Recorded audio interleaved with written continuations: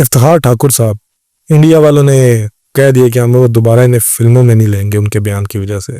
तो ना लें। इफ्तिखार ठाकुर को रोटी ना पहले इंडिया देता था ना इसके बाद इंडिया देगा। इफ्तिखार ठाकुर को पंजाब वाले काम देते थे, बल्कि इफ्तिखार ठाकुर उनको काम देता था फिर।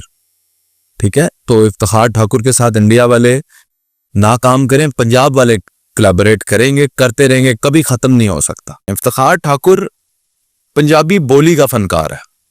इफ्तिखार ठाकुर पंजाबी जुबान का आर्टिस्ट है और दुनिया में जहां जहां बोली जाएगी वहां वहां इफ्तिखार ठाकुर को मोहब्बत करने वाले लोग होंगे और उनकी डिमांड होगी। आपको मजबूरी है बुलाना इफ्तिखार ठाकुर को।